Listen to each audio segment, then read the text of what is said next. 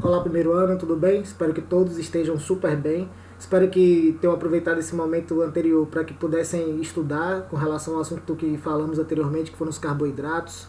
Espero também que o vídeo tenha sido um facilitador, algo que tenha realmente somado e ajudado para a compreensão de vocês sobre o assunto. Muitos estudantes mandaram as dúvidas via WhatsApp, conforme combinado, então vai funcionar ainda da mesma forma. Vou apresentar a aula para vocês, qualquer dúvida vocês entram em contato lá no nosso grupo da Biologia, a gente conversa rapidamente e tiram todas as dúvidas, tá bom? Hoje eu optei por fazer uma aula um pouco menor, por quê? Porque talvez o assunto seja um pouco mais denso, são muitas informações que a gente vai tratar aqui quando tratarmos sobre os lipídios. Então o que é que vai acontecer? Espero que essa aula também seja um pouco mais curta, para que vocês não tenham nenhum tipo de dificuldade para acompanhar esse material via internet, por exemplo, tá certo? Então na aula de hoje nós falaremos sobre lipídios, pessoal. E uma das características fundamentais desses lipídios é que você pode observar que eles são chamados também de ésteres. Então, em algum momento que vocês estiverem lendo, por exemplo, algum livro e tiver lá ésteres, vocês automaticamente já saberão que estamos falando sobre lipídios. Mas tem uma outra dica também importante, que é, quando a gente fala de lipídios, a gente tem que entender claramente que estamos falando sobre gorduras, pessoal. Então é muito mais fácil quando a gente entende claramente que lipídios é o que a gente popularmente fala e chama como gordura. Lá quando a gente falou em carboidratos, eu falei que os açúcares, por exemplo, são os termos mais comuns que nós utilizamos para tratar de carboidratos. Aqui já é uma outra dica. Quando a gente fala em lipídios, a gente fala basicamente sobre gorduras. Então o que são os lipídios? São biomoléculas e também são compostas por carbono, hidrogênio e oxigênio. Então é por isso que a gente começou falando sobre estruturas mais simples, para que a gente fosse aprofundando o nosso conhecimento gradativamente. Outra coisa fundamental, característica importante desse grupo, e que vocês podem inclusive observar no dia a dia de vocês. Essas biomoléculas, elas são insolúveis em água. Então perceba, vamos dar um exemplo prático. Existe uma característica, por exemplo, um ditado popular que dizem que água e óleo não se misturam. E vocês já perceberam que realmente é verdade? Se você colocar um copo, por exemplo, com água, e você colocar um pouco de óleo, você vai perceber que ficarão as estruturas totalmente diferenciadas e não misturadas. Mesmo que você tente fazer uma mistura, mexer essa água com o óleo, você vai perceber que ainda assim, depois que assentar, depois de algum momento, ainda assim ficará totalmente insolúvel, ficarão destacados determinados locais. Perceberam? Vou dar um outro exemplo. Vamos imaginar que a gente tenha fritado uma coisa na nossa casa e que na nossa frigideira tenha, por exemplo, uma quantidade grande de óleo. Somente passar a água vai retirar, remover aquele tipo de substância, né?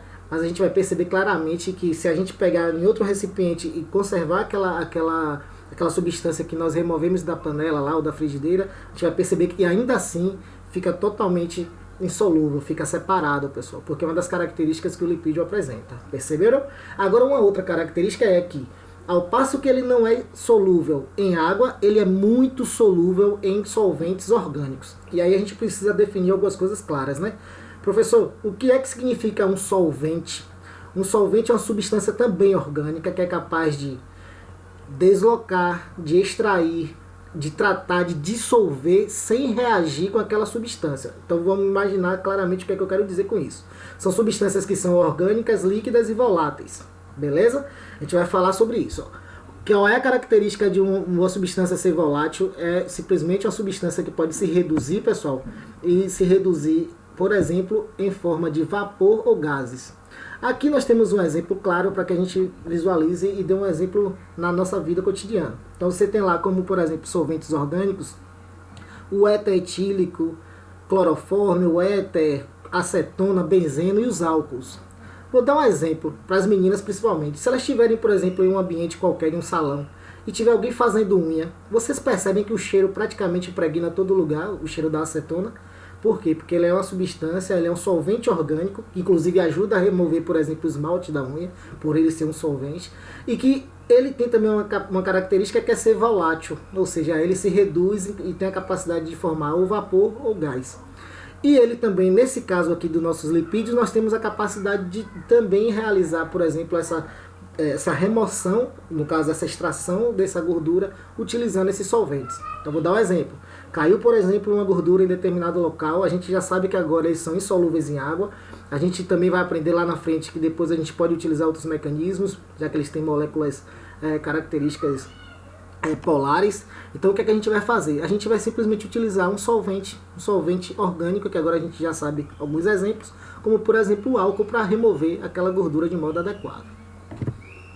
Outra característica fundamental é justamente que essas moléculas, esses lipídios, essas biomoléculas, armazenam grande parte, quase o dobro da energia por grama, enquanto um glicídio, que agora vocês já sabem que é carboidrato, e nós falamos anteriormente que carboidrato, inclusive uma das funções importantes dele, era armazenar energia, lembram? Então, aí vocês podem me dizer, mas professor, se os lipídios têm mais, se eles armazenam mais energia do que o carboidrato, por que então o corpo não utiliza mais os nossos lipídios, ao invés, por exemplo, de utilizar os carboidratos? Pessoal, porque seu corpo ele é muito inteligente, ele quer resolver os problemas da melhor forma possível. E quebrar, por exemplo, para utilizar a energia da biomolécula, do lipídio, é muito mais trabalhoso para o nosso organismo. Então o que é que o organismo faz, via de regra? Utiliza o açúcar, que é muito mais prático. Perceberam? Agora notem, a gordura, o lipídio, é muito mais energético, tem muito mais energia, mas é muito mais difícil de quebrar. Seu corpo é muito inteligente e ele quer simplesmente utilizar a energia do modo mais prático. Certo? Então vamos imaginar uma outra coisa prática. Quando a gente fala, por exemplo, em lipídios, a gente está falando claramente em gordura, porque é o termo popular que a gente utiliza frequentemente. Aí a gente tem uma característica importante, eles são restritos na dieta de emagrecimento. Por quê, pessoal? Porque notem, se eles são armazenadores de energia e a gente, por exemplo, está consumindo muito aporte de lipídios e gastando pouca energia, quanto mais a gente coloca de lipídios, mais o nosso corpo tende a acumular aquela energia. Se a gente não utiliza, a gente vai acumulando. Aí a gente vai juntar mais uma vez o conhecimento da gente. Agora a gente já sabe um pouco sobre carboidratos, está aprendendo um pouco sobre lipídios. E lembra que a gente conversou um pouco lá sobre questões de dieta, dietas mais balanceadas, tem uma relação direta com o equilíbrio de carboidratos? Aqui também, sob a orientação de um nutricionista, de um médico, você também, dentro da reeducação alimentar, dentro da dieta que você vai fazer, escolhida junto, né, em parceria com os orientadores, os médicos e nutricionistas, você também vai ter que identificar a quantidade necessária prática para que você tenha um emagrecimento fundamental, utilizando a quantidade de lipídios que você provavelmente utilizará nas suas atividades diárias. Caso contrário, o que é que vai acontecer? Você vai fazer os exercícios lá, você tem uma queima maior, mas em compensação você está colocando muito mais lipídio. Muito mais lipídio vai fazer o quê? Vai armazenar, por exemplo, em forma de gordura. Então tudo isso é importante porque a gente entende claramente o quanto da biologia ela é extremamente aplicável à nossa prática. Perceberam? Então note, ó, quando a gente fala, por exemplo, de energia, que a gente está falando aqui, tá vendo? Os lipídios armazenam 9 quilocalorias. A gente tem que pensar uma coisa. 1 quilo tem 1000 gramas. Perceberam? 1 quilo tem 1000 gramas. Então se eu estou dizendo que os lipídios armazenam 9 quilocalorias, significa então que são 1000 calorias. Perceberam? Porque é 1 quilocaloria. Quanto tem 1 quilocaloria? 1000 calorias. Perceberam?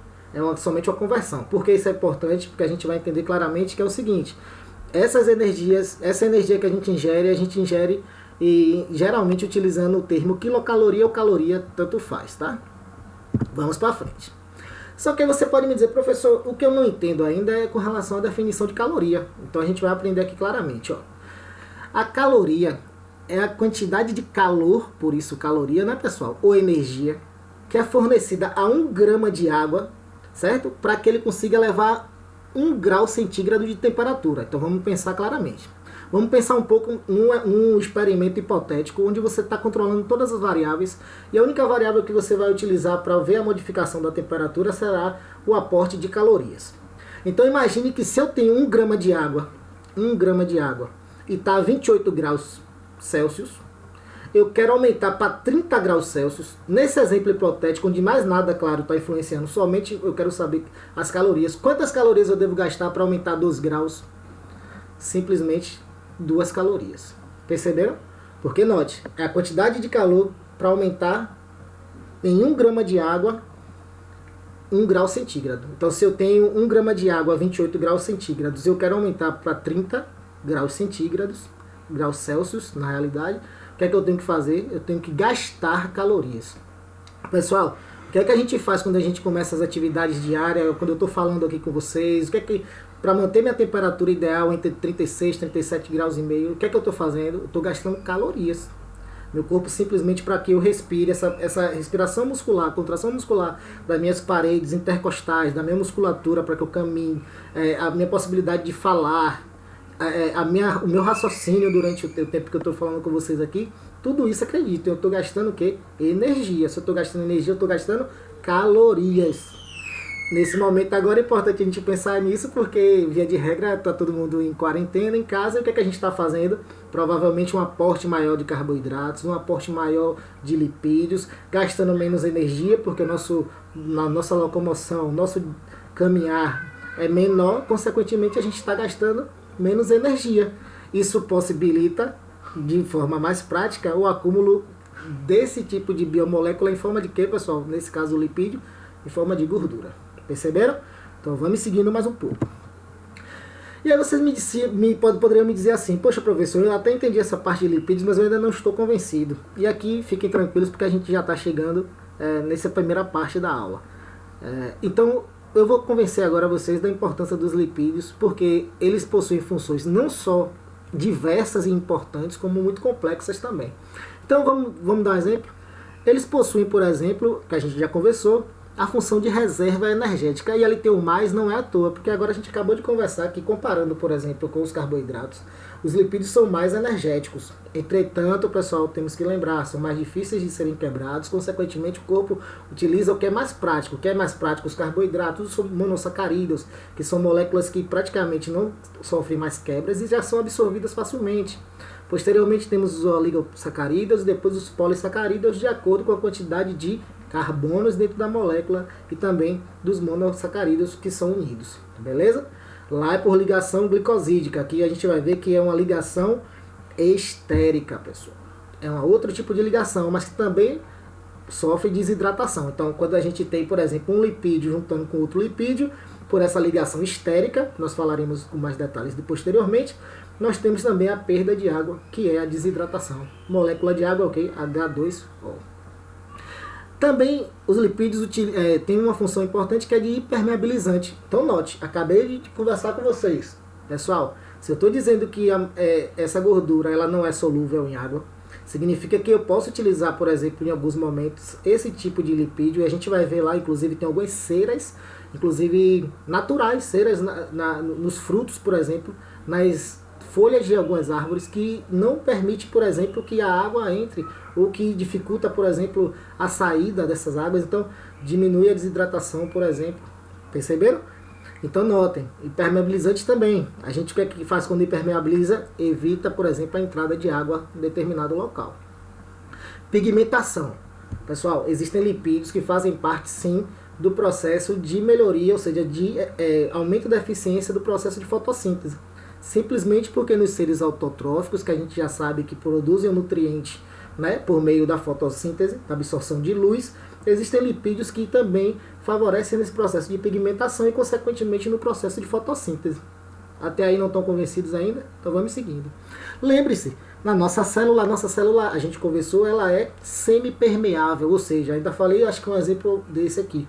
Que o que é semipermeável é o que permite que nem todas as coisas entrem, nem todas as coisas saiam. São determinadas moléculas importantes para o funcionamento da célula que entrarão e outras que sairão, por exemplo, sendo excretadas. Ela é semipermeável. Então, nossa membrana plasmática é de lipídios, lipoproteica, ou seja, lipídios e proteínas. Então, todas as nossas células, via de regra, lá na nossa membrana plasmática, a gente tem essa estrutura formada por lipídios também, beleza? Hormônios esteroides. Você já deve ter escutado alguns hormônios esteroides, por exemplo, testosterona, por exemplo, é um hormônio esteroide, dá características masculinas, principalmente a nós homens, naqueles momentos, principalmente quando iniciamos a nossa puberdade, a nossa adolescência. Para as mulheres também os hormônios esteroides também favorecem as características, o aparecimento de características sexuais secundárias, por exemplo. Outra coisa, existem atletas, por exemplo, ou pessoas que têm interesse em musculação que utilizam hormônios esteroides sintéticos baseados em características desses lipídios naturais para o aumento de massa muscular magra, né, músculos, certo? Que pode gerar inúmeros descompassos, e isso aí é uma conversa para outra aula, para a gente não ficar tão longo. Isolante térmico. Perceba, pessoal, se eu tenho uma grande camada de gordura, por exemplo, que está protegendo os meus órgãos, via de regra eu tenho maior isolante térmico, né? Ou seja, eu tenho a capacidade no frio, por exemplo, de sentir menos frio. E qual é o problema em relação a isso também, pessoal? Porque no calor a tendência é que a gente sinta mais calor, porque a gente tem um pouco mais de dificuldade, né? Já que é um isolante, de perder temperatura, de perder calor para o meio. Aí eu coloquei uma figurinha que vocês podem observar. Então a gente, primeiro a figura de uma pessoa super musculosa, e aí somente para lembrar que os lipídios também têm função, é uma função reguladora, ou seja, também funcionam como hormônios, esteroides. Outra coisa, eu coloquei o ursinho ali, coitado, o urso inclusive está bem magrinho. Qual é a característica que provavelmente ele está passando ali? Provavelmente tem pouco aporte de lipídios, né? Ou seja, pela alimentação. Consequentemente, perdeu massa, né? Perdeu tecido adiposo. Provavelmente também tecido, né? Massa muscular, porque o organismo em algum momento também consegue utilizar esse tipo de fonte para alimentação em casos extremos. E, consequentemente, ele mora no polo, né? Um dos polos. Então, consequentemente, ele deve passar muito frio nesse momento devido à sua característica, à sua condição física. Certo? Outra coisa importante é a modelagem corporal. Então, eu vou dar um exemplo prático. Existem alguns estudos que já determinam que aproximadamente 25% do corpo das mulheres, principalmente quando entram na fase de puberdade, os 25%, 20% e 25% são formados por lipídios, por gordura mesmo. E é uma das formas, inclusive, que faz com que haja um maior modelagem, um maior aparecimento de curvas nesse período da vida, por exemplo. Justamente, né, pela modelagem corporal, claro, guiada, né, pelas questões hormonais, né, e modelagem corporal é fundamental, certo? E por fim, pessoal, o de proteção. Vamos imaginar o seguinte, vamos imaginar que dentro, por exemplo, dessa parte aqui, dessa gordurinha, nós temos órgãos super importantes. Então vamos imaginar que eu tenho uma estrutura aqui, certo? De gordura, que simplesmente faz com que haja a absorção de impactos. Então vamos imaginar, uma pessoa que é muito mais magra se bateu ali, jogando futebol, e simplesmente aquela batida, por exemplo, já passou aquela energia completamente para os órgãos internos. Enquanto que uma pessoa um pouco mais, com aporte maior de gordura, essa gordura favorece, por exemplo, a absorção desse impacto, diminuindo, por exemplo, as consequências maiores daquele impacto. Certinho? Pessoal, então, vocês agora têm atividade, certo? Porque na última semana eu não passei as atividades para que vocês descansassem, porque era um momento de transição, e eu sabia que vocês iam ter um aporte de atividades bem grande. Mas agora também eu não posso deixar vocês sem nenhum tipo de atividade, porque é a forma que eu tenho de acompanhar se essa ferramenta que eu estou utilizando dos vídeos explicativos está funcionando, se vocês estão conseguindo acompanhar, e quais são as dúvidas que vocês terão durante, por exemplo, o desenvolvimento dessas atividades, para eu poder ajudar vocês, beleza? Então o que é que vocês vão fazer para mim? Responder as questões 1 e 2, referentes ao texto na página 57, que é o texto de A Notícia. É um texto bem legal, vocês vão gostar, e realmente as perguntas são bem legais. Outra coisa importante, baseado no conhecimento de vocês até agora com relação aos lipídios, porque mesmo oferecendo mais energia ao corpo, caso seja quebrada, por exemplo, as fontes de lipídios, porque ela não é utilizada inicialmente como fonte primária para a realização das atividades diárias? Quero que vocês escrevam, claro, no caderno, de preferência tirem a foto e mandem pelo Google Sala de Aula, e posteriormente eu respondo para vocês lá. E qualquer dúvida, pessoal, entre em contato comigo lá no grupo do WhatsApp, e a gente vai falando, tá bom? Na próxima aula nós falaremos principalmente sobre a composição dos lipídios, certinho? Por isso que eu tive que segmentar, para que a gente já dê um outro passo em relação aos conhecimentos, tá bom? Foi um prazer falar com vocês, espero as dúvidas lá no WhatsApp, beleza?